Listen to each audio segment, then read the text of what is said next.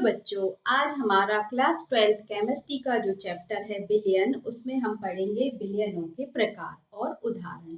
ठीक है। बिलियनों में हमने पढ़ा था कि 5 प्रकार के होते हैं: तनु, सांद्र, संतृप्त, असंतृप्त और अतिसंतृप्त। 5 प्रकार। अब उसी में हम देख रहे हैं उदाहरण। बिलियन बनता तो कैसे है? विलेय और विलायक से।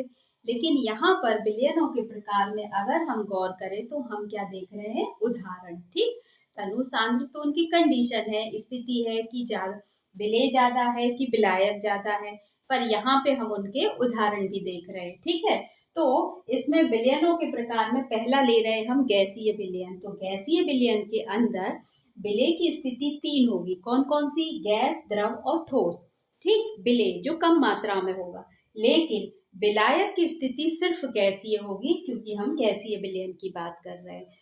तो हम अगर पहला विलयन देखें तो गैस गैस है, दोनों विलेय और विलायक कैसे है हमारे? गैस। तो गैस का उदाहरण आता है सबसे बढ़िया वायु। जैसे वायु में क्या होता है? दोनों गैस होती हैं, दोनों तीनों गैस होती हैं। तो हम 2 का उदाहरण, तो सबसे पहले क्या होगा उदाहरण में? हाइड्रोजन और नाइट्रोजन।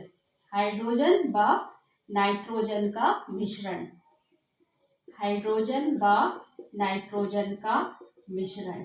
ठीक है।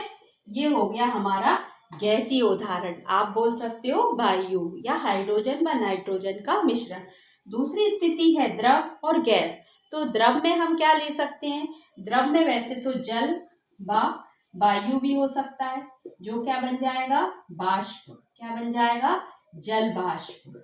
जल बाष्प होती है, जो भाप होती है, वो भी हो सकता है। या दूसरा उदाहरण ले सकते हैं क्लोरोफॉर्म। क्या ले सकते हैं? क्लोरोफॉर्म व नाइट्रोजन का मिश्रण। ठीक है। ये भी हो सकता है। जल और वायु सबसे अच्छा उदाहरण, तो जल बाष्प हो गया। फिर क्लोरोफॉर्म और नाइट्रोजन का विलयन भी। तो हमारे पास जो क्लोरोफॉर्म है वो कैसा हो गया? द्रव में हो गया, और नाइट्रोजन गैस में हो गई। अब तीसरा है ठोस और गैस। तो ठोस में सोचो क्या हो सकता है जो गैस के साथ संपर्क करे? तो कपूर। क्या उदाहरण हो सकता है? कपूर। सबने देखा होगा, पूजन पाठ में यूज होता है, उसको जलाते हैं, सीधा उसका वाष्प बन जाता है। तो कपूर और नाइट्रोजन है ना, वायुमंडल में नाइट्रोजन तो होती है, तो कपूर और नाइट्रोजन मिल गए, तो कपूर और नाइट्रोजन का मिश्रण। ठीक है। ये हो गया। या फिर दूसरा नेफ्थलीन बॉल, जिसको हम बाथरूम में डालते हैं, वॉश बेसिन में डालते हैं, गर्म कपड़ों में भी रखते हैं।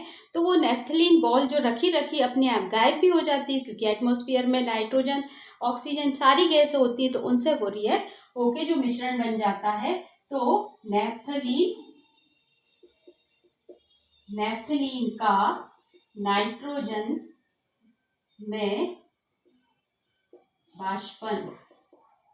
ठीक है। वाष्पन से उत्पन्न गैस, ठोस गैस का मिश्रण। ठीक है। इतना ना समझ में आए तो सिंपल कपूर व नाइट्रोजन का मिश्रण भी बोल सकते हो, नेफ्थलीन और नाइट्रोजन का मिश्रण भी बोल सकते हो, जो वाष्प बनाता है। तो हम किसकी बात कर रहे हैं यहाँ पे? गैसीय विलयन की, जिसमें विलेय सारे गैस, द्रव, ठोस हो सकते हैं, बट विलायक ओनली गैस है। ओके।